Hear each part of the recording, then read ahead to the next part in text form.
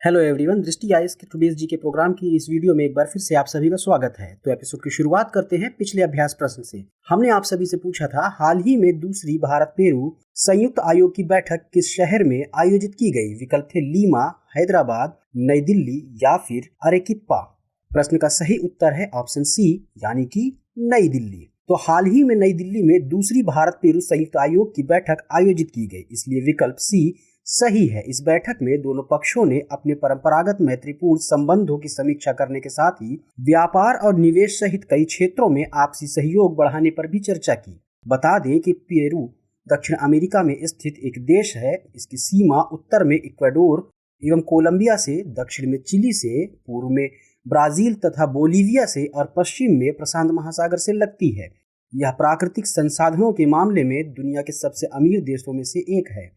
यहाँ सोना, चांदी, तांबा, जस्ता, सीसा और लोहा पाया जाता है। साथ ही यहाँ तेल और प्राकृतिक गैस के भंडार भी मिलते हैं। तो ये रहा अभ्यास प्रश्न का उत्तर। और आइए शुरुआत करते हैं आज के एपिसोड के पहले प्रश्न के साथ। तो पहला प्रश्न है, स्टेट डेवलपमेंट लोन के संबंध में निम्नलिखित कथनों पर विचार कीजिए। यह रिजर्व बैंक द्वारा आयोजित नीलामी के माध्यम से जारी किए जाते हैं। इसकी ब्याज दर सरकारी प्रतिभूतियों यानी जी-सेक की तुलना में थोड़ी कम होती है। उपर्युक्त में से कौन सा या कौन से कथन सही नहीं है या नहीं है? केवल एक, केवल दो, एक और दो दोनों, ना तो एक और ना ही दो।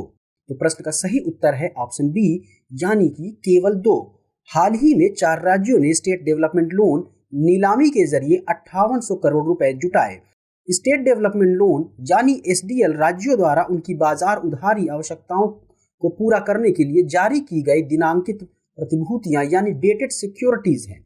आइए बात कर लेते हैं डेटेड सिक्योरिटीज यानी दिनांकित प्रतिभूतियों के बारे में। दिनांकित प्रतिभूतियां सरकार की दीर्घकालिक प्रतिभूतियां या बॉन्ड हैं, जिनका एक निश्चित या फ्लोटिंग कूपन यानी कि ब्याज दर होता है। इन प्रतिभूतियों की नीलामी रिजर्व बैंक द्वारा ई कुबेर प्रणाली के माध्यम से की जाती है, इसलिए कथन एक सही है।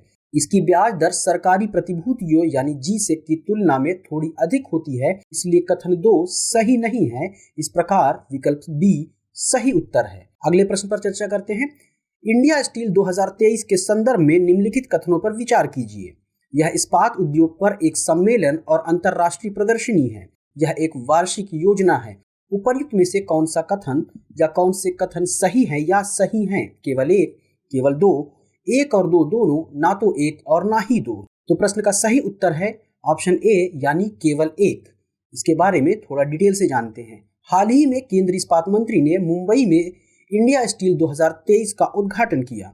इंडिया स्टील 2023 इस्पात उद्योग पर एक सम्मेलन और अंतर्राष्ट्रीय प्रदर्शनी है, इसलिए कथन एक सही है। केंद्रीय इस्पात मंत्रालय, केंद्रीय वाणिज्य एवं उद्योग मंत्रालय और उद्योग मंडल फिक्की के सहयोग से इसका आयोजन कर रहा है। यह प्रदर्शनी भारतीय इस्पात उद्योग की उन्नत तकनीकों, उत्पादों और समाधानों को प्रदर्शित करेगी। यह द्विवार्षिक आयोजन है, इसलिए कथन 2 सही नहीं है। इस प्रकार विकल्प ए सही है। अगले प्रश्न को देखते हैं।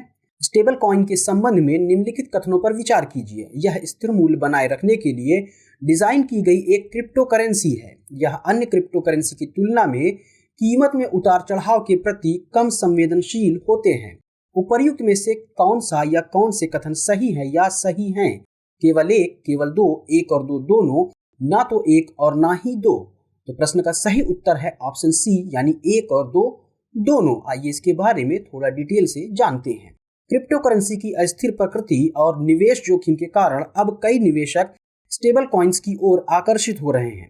स्टेबल कॉइन्स ऐसी क्रिप्टो करेंसी है जिन्हें एक स्थिर मूल्य बनाए रखने के लिए डिजाइन किया गया है, इसलिए कथन एक सही है। यह आमतौर पर अमेरिकी डॉलर जैसी स्थिर संपत्ति से जुड़े होते हैं। स्टेबल कॉइन्स में निवेश करने से बाजार की अस्थिरता को कम करने में मदद मिल सकती है, क्योंकि यह बिटकॉइन या किसी अन्य क्रिप्टो करेंसी की तुलना में कीमत में उतार चढ़ाव के प्रति कम संवेदनशील होते हैं, इसलिए कथन 2 सही है। इस प्रकार विकल्प सी सही उत्तर है। अगला प्रश्न है, आयुष ग्रिड के संदर्भ में निम्नलिखित कथनों पर विचार कीजिए। यह आयुष से संबंधित सभी संस्थानों, अस्पतालों को जोड़ने वाला एक मेगा डिजिटल प्लेटफॉर्म है। आयुष मंत्रालय और इलेक्ट्रॉनिक्स एवं सूचना प्रौद्योगिकी मंत्रालय आयुष क्षेत्र के डिजिटलीकरण के लिए एक दूसरे के साथ मिलकर काम कर रहे हैं। उपर्युक्त में से कौन सा या कौन से कथन सही है या सही है? केवल एक, केवल दो, एक और दो दोनों, ना तो एक और ना ही दो। प्रश्न का सही उत्तर है ऑप्शन सी यानी कि 1 और 2 दोनों। हाल ही में नागरिक केंद्रीय स्वास्थ्य वितरण इकोसिस्टम पर एक महत्वपूर्ण विचार मंथन सत्र आयोजित हुआ। यह सत्र G20 इंडिया प्रेसिडेंसी के तहत दूसरे स्वास्थ्य कार्य समूह की बैठक के दौरान आयोजित हुआ। इसमें आयुष मंत्रालय के सचिव ने पारंपरिक चिकित्सा आयुष ग्रिड के लिए व्यापक IT बैकबोन के माध्यम से एक बेहतर स्वास्थ्य सेवा मॉडल पर जोर दिया।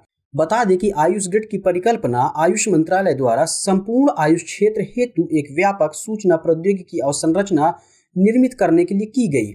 यह आयुष संस्थानों, अस्पतालों के साथ साथ इस योजना के तहत विकसित किए जाने वाले नए अस्पतालों को जोड़ने के लिए एक मेगा डिजिटल प्लेटफॉर्म है, इसलिए कथन एक सही है। आयुष मंत्रालय और इलेक्ट्रॉनिक्स एवं सूचना प्रौद्योगिकी मंत्रालय ने आयुष क्षेत्र के डिजिटलीकरण के लिए एक समझौता किया है, इसलिए कथन 2 सही है। बताते चले कि आयुष का पूरा नाम आयुर्वेद, योग और प्राकृतिक चिकित्सा, यूनानी, सिद्ध और होम्योपैथी है। इस प्रकार विकल्प सी सही उत्तर है। चलिए देख लेते हैं अगला प्रश्न क्या है। हाल ही में खबरों में रहा हेलोपेल्टिस थीवोरा बग किस फसल से संबंधित है? आपके ऑप्शंस हैं चावल, गेहूं, चाय या फिर रबड़। प्रश्न का सही उत्तर है ऑप्शन सी। आइए इससे संबंधित कुछ महत्वपूर्ण जानकारियों को भी देख लेते हैं। हाल ही में United planters association of southern India यानी UPASI ने कहा कि टी मॉस्किटो बग निम्न और उच्च ऊंचाई वाले बागानों में चाय उत्पादन को प्रभावित कर रहा है। इसलिए UPASI ने सरकार से टी मॉस्किटो बग की समस्या के लिए उचित कदम उठाने का आग्रह किया है। बता दें कि टी मॉस्किटो बग को हेलोपेल्टिस थीवोरा बग के नाम से भी जाना जाता है। यह भारत के चाय बागानों में चाय के पौधों को प्रभावित करता है, इसलिए विकल्प सी सही है। हालांकि चाय के अलावा यह नीम, कोको, अमरूद, ड्रमस्टिक, कपास, सिंगापुर चेरी, काली मिर्च, मेहंदी, महोगनी, सेब, एवोकेडो, कपूर, सिनकोना आदि की फसलों को भी नुकसान पहुंचाता है। चलिए अगले प्रश्न को देखते हैं। नेशनल हेल्थ क्लेमेक्स एक्सचेंज यानी HCX के संदर्भ में निम्नलिखित कथनों पर विचार कीजिए। यह आयुष्मान भारत डिजिटल मिशन के तहत राष्ट्रीय स्वास्थ्य प्राधिकरण की एक पहल है। इसका मुख्य उद्देश्य स्वास्थ्य बीमा दावा निपटान की प्रक्रिया को कारगर बनाना है। उपर्युक्त में से कौन सा या कौन से कथन सही है या सही है? केवल एक, केवल दो, 1 और 2 दोनों, ना तो 1 और ना ही 2। तो इस प्रश्न का सही उत्तर है ऑप्शन सी यानी कि 1 और 2 दोनों। हाल ही में राष्ट्रीय स्वास्थ्य प्राधिकरण ने खुले समुदायों से योगदानकर्ताओं और डेवलपर्स को आमंत्रित किया है। यह आमंत्रण विशेष तौर से स्वास्थ्य बीमा क्षेत्र और स्वास्थ्य सुविधाएं उपलब्ध कराने वालों के लिए है। यह सभी national health claims exchange sandbox परिवेश में शामिल होकर स्वास्थ्य दावा विनिमय सुविधाओं में परीक्षण और योगदान कर सकते हैं।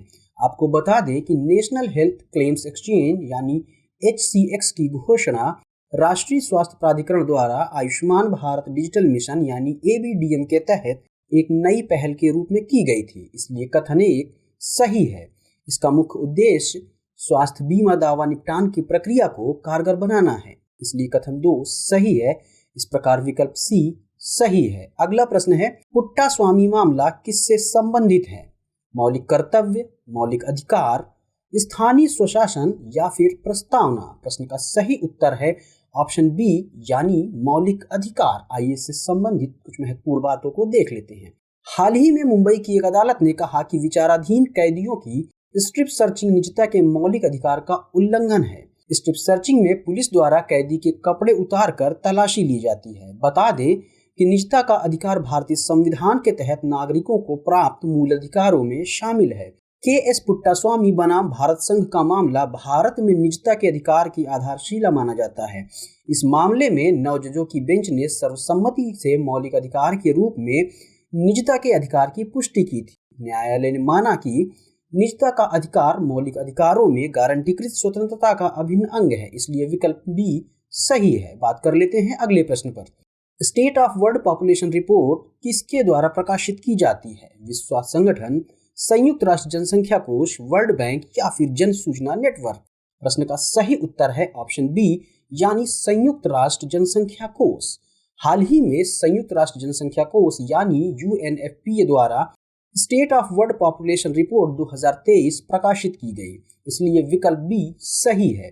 इस रिपोर्ट के अनुसार पिछले वर्ष भारत की जनसंख्या में 1.56% की वृद्धि हुई है। भारत की जनसंख्या अब 1.42 मिलियन यानी 142.86 करोड़ होने का अनुमान है। रिपोर्ट यह भी बताती है कि इसकी 2/3 से अधिक आबादी या 68% में 15 से 64 वर्ष के बीच के लोग शामिल हैं, जिन्हें देश की कामकाजी आबादी माना जाता है। भारत की कुल प्रजनन दर 2.0 अनुमानित है। अगला प्रश्न है, स्टॉकहोम शांति समझौते के संदर्भ में निम्नलिखित कथनों पर विचार कीजिए। यह यमन में संघर्ष के पक्षकारों के बीच एक समझौता है। इसकी मध्यस्थता संयुक्त राष्ट्र ने की थी। उपर्युक्त में से कौन सा या कौन से कथन सही नहीं है या नहीं है? केवल एक, केवल दो, एक और दो दोनों, ना तो एक और ना ही दो। प्रश्न का सही उत्तर है ऑप्शन डी, यानी ना तो एक और ना ही दो। हाल ही में यमन में युद्ध के दौरान पकड़े गए कैदियों को उनके परिवारों से मिलाया गया। आपको बता दें कि यमन के कुछ हिस्सों पर नियंत्रण रखने वाले युद्धरत दलों ने दिसंबर 2018 में स्टॉकहोम शांति समझौते पर हस्ताक्षर किए थे। स्टॉकहोम शांति समझौता यमन में संघर्ष के पक्षकारों के बीच एक समझौता है, इसलिए कथन एक सही है। इस पर 13 दिसंबर 2018 को स्वीडन में सहमति बनी थी। इस समझौते की मध्यस्थता संयुक्त राष्ट्र ने की थी, इसलिए कथन 2 सही है। इसके 3 मुख्य घटक थे जो इस प्रकार हैं: खुदाया समझौता, कैदी विनिमय समझौता और ताइस समझौता। इस प्रकार विकल्प डी सही है। और आइए देखते हैं कि इस एपिसोड का अभ्यास प्रश्न क्या है।